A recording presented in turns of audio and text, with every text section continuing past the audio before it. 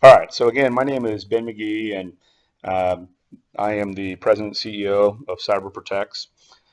I've been training for the past 10 years, and specifically at the University of Alabama here in Huntsville, as well as Calhoun Community College, and a lot of my own for the past 4 years since I've launched Cyber Protects. I've certified hundreds of people, not only in the Security Plus, but the Certified Ethical Hacker, the Network Plus, the and the CISSP. So I have a few things, tricks of the trade that I'll be going over with you throughout um, these courses or these little demos. And what I'll do is I'll just ask you to try to keep up. If you have any questions at all, feel free to ask. I'll be more than happy to try to answer it if I can. If you feel like you need to uh, sharpshoot me and try to stump the panel, I enjoy that. So feel free to throw some curveballs at me. And if I don't know the answer, uh, at this point in my career, I've made a pretty good living at looking stuff up and finding you the answer. So uh, the first thing we're going to do is we're going to get started with what is the Security Plus. And specifically here, in April 2014, they launched the new 401 exam, and it has 90 questions on it.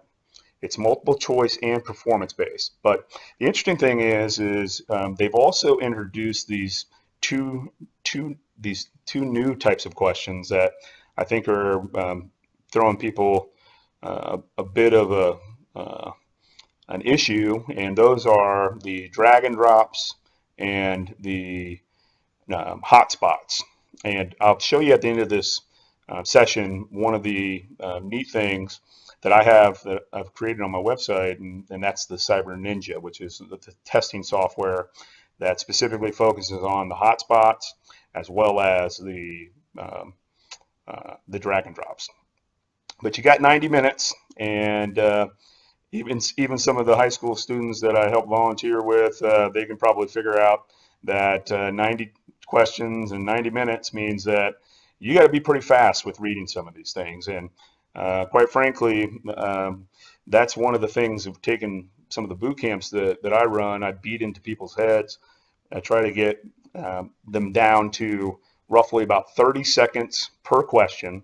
And if you can't answer a question within 30 seconds, then you need to mark it for review and then come back to it at the tail end of it.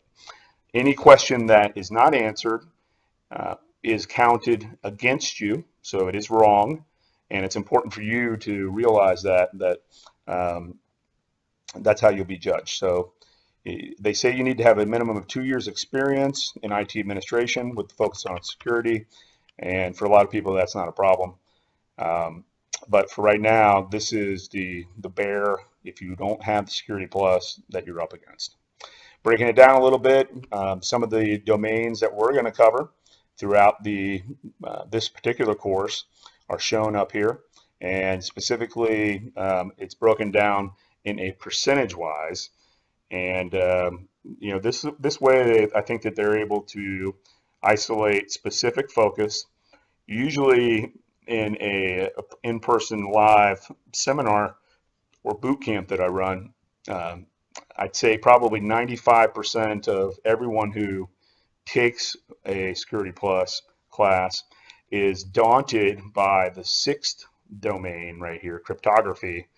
And really, that's been one of the straws and the camel's back, that reasons why they don't want to take this thing is they're afraid of cryptography. But I have a few different techniques that I use, including my crypto bucket. That if you've taken a class with me before, I try to make it as easy as possible to remember cryptography, specifically symmetric, asymmetric, and hashes, which one's which. And that's usually a pretty good indication of where the question's going to go. So if we go out and ask Dr. Google right now about information security jobs, I know a few of you that have signed up for this, but I don't know everyone. Um, we go out, we look on all the job boards, or the news, or even headhunters are calling me day in and day out looking for people to fill their positions, and quite frankly, we don't have enough people to help out. I think Forbes last month published a report that we have 450,000 jobs in IT security and cybersecurity that are vacant right now, and it is a fantastic time for you and everybody who we know who have been in computer science or programming, or solutions architects, to start to transform their career into the new paradigm of how do we secure everything. Some of the reasons why people typically take the training. Usually it's more money, but we'll get into that here in a second. The reason why I think a lot of people take it is for curiosity, maybe for their job, but they want to make sure that they have continued employment. So it's super important. If you go out to something like salary.com, usually what we see here in our area, the 35758, you can actually do this for your own zip code, but the 25th percentile, you see roughly around 81,000, and the 75th percentile, it's a good chunk of change there, making six figures.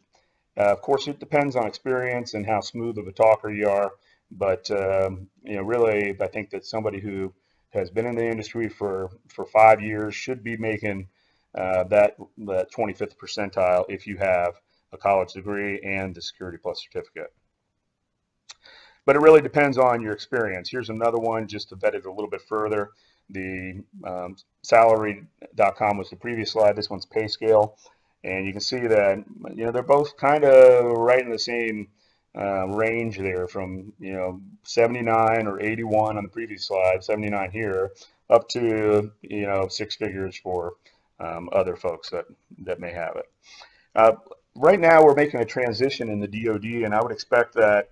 And the DoD, I mean Department of Defense. I would expect that transition trickles down to corporate America if it already hasn't, and I'm starting to see that with some of the consulting on the commercial side.